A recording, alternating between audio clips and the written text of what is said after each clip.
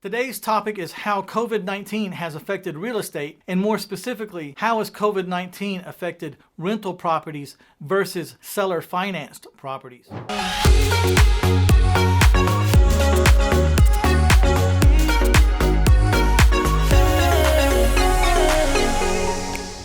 In the content that follows, I'd like to give a real-life perspective of how COVID-19 has affected rental properties and then versus the seller finance properties. Now I'm going to be talking to you about specifically how it affected commercial properties and then residential properties, and then how it's affected acquisitions, and then how it's affected sales.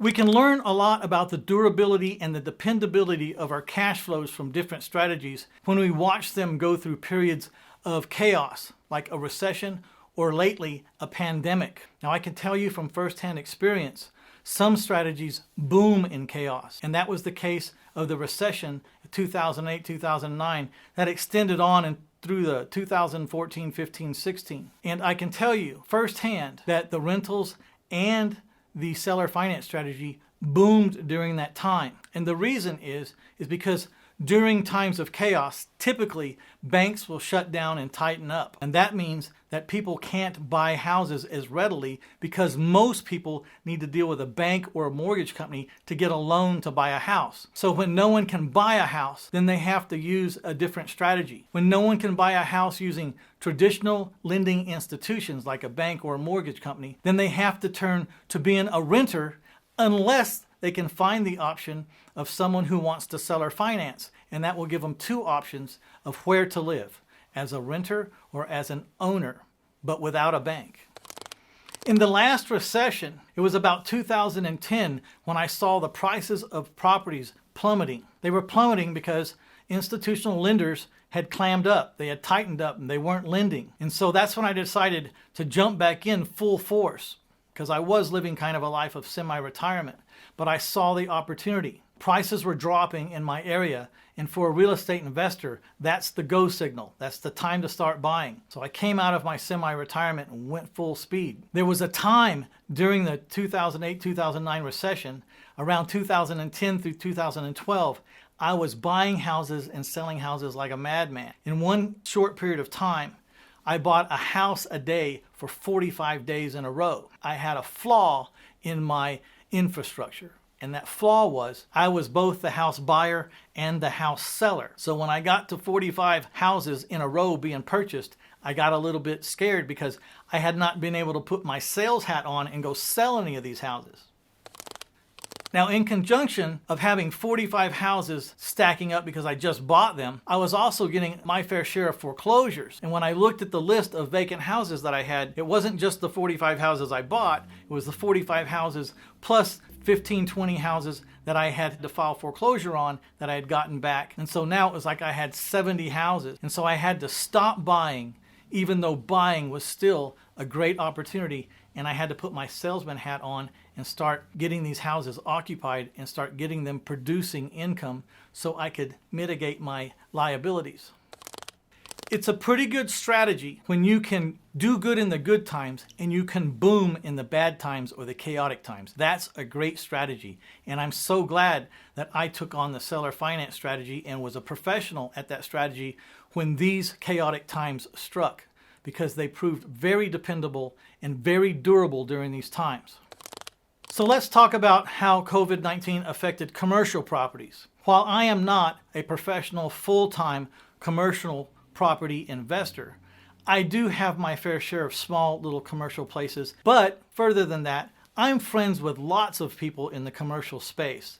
And I'm friends with lots of bankers, and I got to talk to all of them. And I was learning that commercial property was not really a good place to be during these chaotic times, especially during the pandemic. During the pandemic, there was quarantines and business essentially stopped. And all of these businesses in these little strip centers and businesses in these office complexes, high-rise office complexes, the big ones, or the small little office complexes, they started losing tenants. They started losing cash flow because even if the tenants weren't moving out, they weren't able to pay. And this was a big problem. I was really, really happy that I had chosen to stay in the lower to middle single family residence as my asset, because everyone needed a place to live no matter what the chaos. And I was filling that void, and I had properties for those people, and that never seemed to go away. That need to have a roof over your head and a place to sleep at night and take a shower in the morning and raise your family, that need doesn't go away during chaotic times.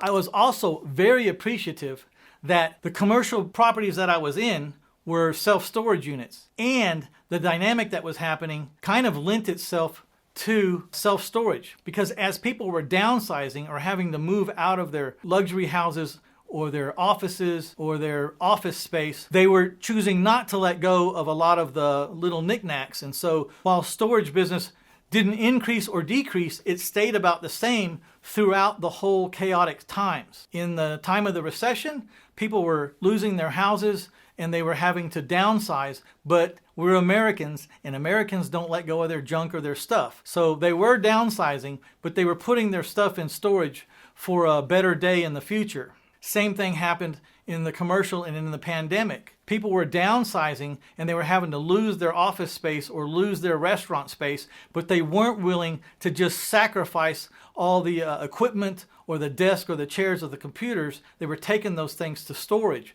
So storage didn't increase or decrease, but it stayed flat, right, as always, like business as usual through these two chaotic circumstances. So in a nutshell, if I had to choose between single-family residences or commercial during chaotic times, I would pick single-family residences.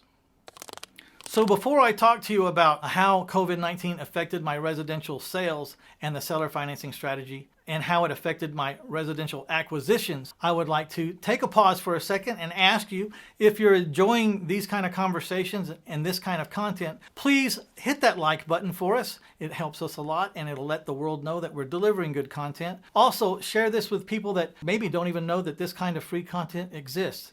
And that would be very helpful for all of us. And last but not least, if you haven't subscribed, please subscribe. There is a lot of content coming over the next year.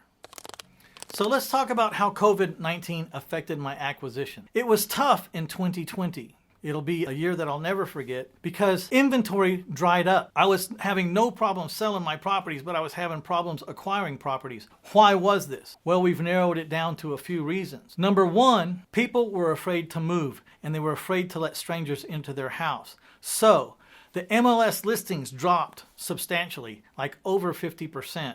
So people that didn't have to sell right now were just not moving. They weren't doing anything. They were just sitting down. The other thing is the courthouses were shut down because of COVID-19 and the quarantines. Courthouses were not able to process bank foreclosures. They were not able to process any kind of foreclosure, and they weren't processing evictions. Now, those two things, foreclosures and evictions, were a mainstay of where we found opportunity to buy distressed properties under time pressure. And now the time pressure was gone. People were sitting in their properties, not paying their mortgage payment, with no way to get them out. There was no way to get them out because the courthouses and the process you have to go to was shut down. Instead of continuing on in my traditional way of buying 100 houses a year, we were lucky to break 50 houses in 2020. Still a great year, but nowhere close to where we wanted to be or could have been if it wasn't for COVID-19. To combat this problem of inventory, we had to switch directions. We moved rural. We started looking at land. We started looking at mobile homes and land. And we started looking at things that weren't so affected by COVID-19. And that's how we managed to buy at least 50 properties in 2020. So how did COVID-19 affect our sales? Well, sales were booming. Banks had tightened up because they were scared of the pandemic. They weren't sure how it was going to work. They were already having problems, major problems on some major fronts with all the commercial loans they'd made, and they weren't sure how to handle it. So as a reaction, they just shut down on loaning on everything. And that meant people had only two choices if they wanted to make a change in their housing. They either had to change and become a renter, or they had to change and become an owner via seller financing. And that was the only two choices they had because the lending institutions had clammed up. Well, lucky for us, we filled one of those options. We fulfilled the ability for people to go in and still be a home buyer, but not have to deal with a bank. And this is a really good reason why, we were averaging 9 days on the market for our houses, and then COVID-19 hit, and we started averaging only 4 days on market when COVID hit. Now, why was that? Well, number one, we developed a way to show our houses. You see, realtors might have had listings, but still, people weren't letting open houses happen. People weren't coming out to view the inside of these houses because the owner was saying, I don't want strangers in my house. When we were trying to sell our houses, we were the owner of our houses, and we were able to take these vacant houses and make a way for people to view them without having to be around our salesman. So a family or a person could go look at a house and never come in contact with a salesman because we owned the house, and we would open the door and leave it for them to view, but our salesman would sit out in the car and would talk to them on the phone. But the key to this, real estate agents could have done that too. The problem was the owners weren't letting the agents show their house. We were the owners, so we solved that problem, and we just went the rest of the way in the scenario by having the salesman sit in the car on his phone talking to the people as they walk through the house. Our sales never slowed down and they never stopped. In fact, they picked up. It became very apparent that our days on market was dropping from 9 down to about 4 days on the market because of that. The number one reason why I like seller financing over rental is the mindset of the occupant. An owner sticks and stays, even during chaotic times. It's their home, for heaven's sakes. They can't just replace it. I had gotten decent down payments from these people, and because it was their home, they had made improvements. They had families, they had school districts they weren't willing to change. And that mindset of being an owner will push through a lot of chaos and a lot of difficult times. Just think of yourself. If you have to fight for a rental property or fight for your home, which one are you fighting harder for? You're going to fight harder to keep your home. You'll let everything else go. So that's why I like seller financing over rentals, and certainly like seller financing houses over commercial property. So with that, I'm going to give away a webinar on the art of creative real estate investing. So if you'll just go to 1000houses.com and look for the free giveaway under that name, Art of Creative Real Estate Investing, click on that link. It'll be digitally downloaded, and you will be in business in a few seconds, learning how I've taken the seller finance strategy and why I've taken the seller financing strategy so far. In that webinar, you'll learn how I've taken this seller finance strategy through chaotic times as well as good times, and why it's held up so good, and some of the numbers and the kind of profit you can make with this kind of strategy. It is a wonderful strategy, very dependable and very durable. So check out that webinar. Just go to 1000houses.com, skim through the free stuff, you'll find it.